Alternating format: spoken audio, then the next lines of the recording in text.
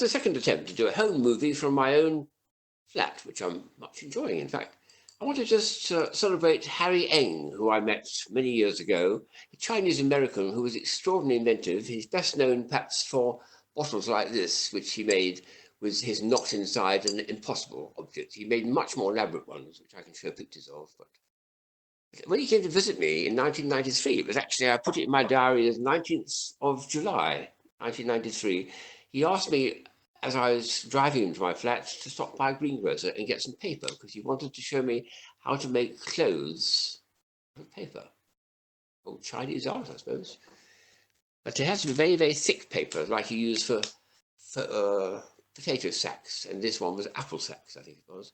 The first thing he made me was a hat. Wear it on the head.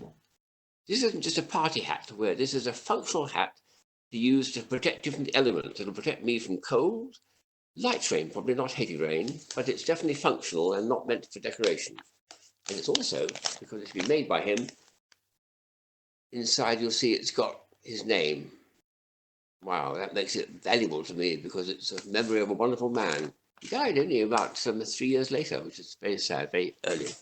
The second thing he made for me was a belt, would you believe? A belt out of paper.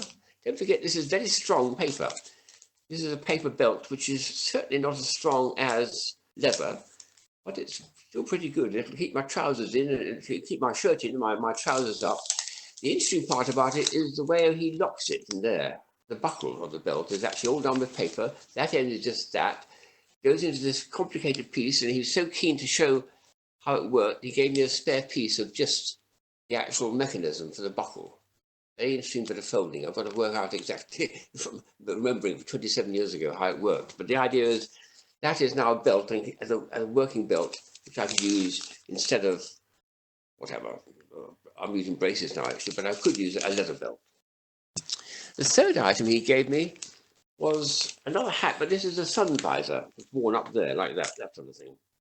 And again, he has put his name in it. Very precious to me to have a person's name in it. Harry Eng's name there.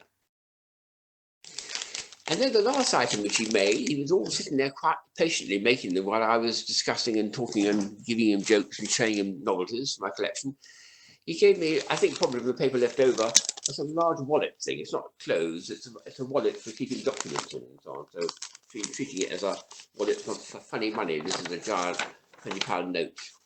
One, so I can put inside it. But it's very well made, very strongly made of paper. When you think about it, the Chinese invented paper, 2,000 years ago. They're the first people to actually think, what else can you do with paper other than write in it? Well, they learned somewhere, perhaps centuries ago, how to make clothes from it. That's a thought. Can you do it?